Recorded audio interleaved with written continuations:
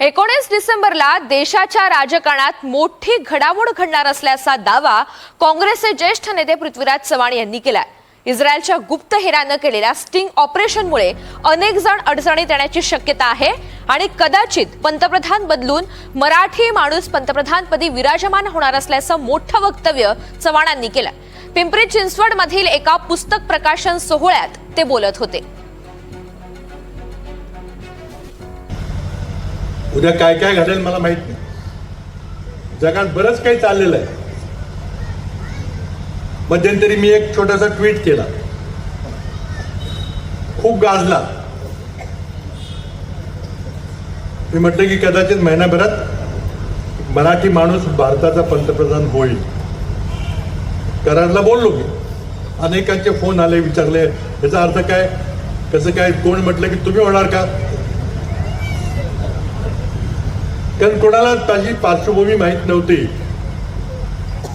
आता मराठी माणूस पंतप्रधान व्हायचा झालं तर आत्ता बसला माणूस त्याला बाजूला गेलं पाहिजे। म्हणून आधी मी अधोरेखित केलं की नाव न घेता बहुतेक बदल घडण्याची शक्यता मला दिसते। आणि जर बदल घडला तर काँग्रेसचा काही पंतप्रधान होणार नाही, कारण आमच्याकडे बहुमत नाही। तर मग होणार हीच लोक, पण त्यांचा मग कोणताही दुसरा माणूस येईल, कदाचित मराठी माणूस होईल असा माझा संदर्भ होता। माझा इशारा होता 19 डिसेंबरला विविध प्रासादामध्ये, मोठ्या मोठ्या इमल्यामध्ये, बंगल्यामध्ये सगळे कॅमेरे ठेवून, व्हिडिओ करून सगळ्या बड्या मोठ्या लोकांची छायाचित्रण केलेली आहेत। ती सगळी छायाचित्रणं, ते सगळे फोटोग्राफ अमेरिकन संसद कायदा करून एका महिन्याच्या आत म्हणजे 19 डिसेंबरला जाहीर करणार। तर पृथ्वीराज चव्हाण यांना स्वप्न पडतात आणि मग ते गावभर सांगत फिरतात असा टोला सदाभाऊ खोत यांनी लगावलाय। मुरजी पटेल यांनी पृथ्वीराज चव्हाण यांच्यावर जोरदार टीका केली आहे। या सगळ्या संदर्भात त्यांच्याशी बातचीत केली आमचे प्रतिनिधी विशाल पाटील यांनी। राज्याचे माजी मुख्यमंत्री पृथ्वीराज चव्हाण यांनी एक आज विधान केलेलं आहे की 19 डिसेंबरला मोठी घडामोड होईल आणि मराठी माणूस पंतप्रधान होईल।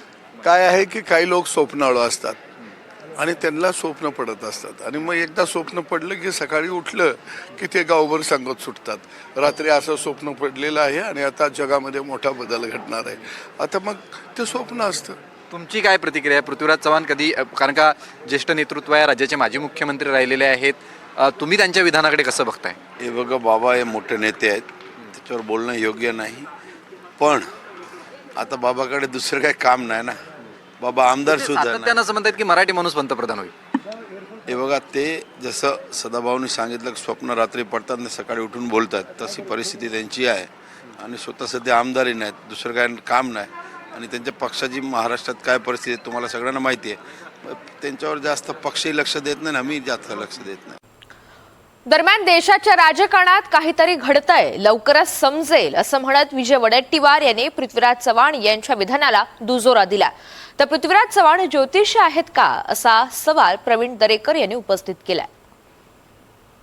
तर बघा, यावर फार मोठा वेगळा विषय आहे, ह्या 1-2 मिनिटात सांगता येणार नाही। पृथ्वीराज बाबा जे म्हटले त्याप्रमाणे, त्यामुळं मी आत्ता बोलणार नाही। जरा 2-3 महिने, 2 महिने बघा, 2 महिन्यात काय देशामध्ये घडतंय, ते कुठून घडतंय ते बाबांना माहीत आहे, मला पण थोडी कल्पना आहे, पण आता त्यावर अधिक बोलणं आजच्या वेळेला उचित होणार नाही।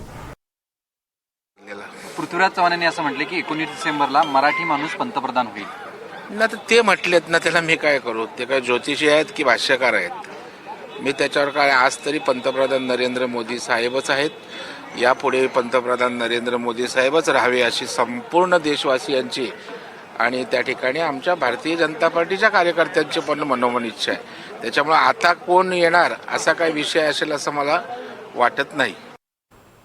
दरम्यान चव्हाण कधीही उथळ वक्तव्य करत नाहीत असं भास्कर जाधव यांनी म्हटलंय।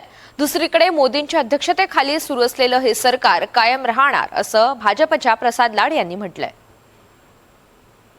पृथ्वीराजजी चव्हाण हे राज्याचे माजी मुख्यमंत्री आहेत, तशाच पद्धतीनं अनेक वर्ष त्यांनी दिल्लीमध्ये काम केलेलं आहे।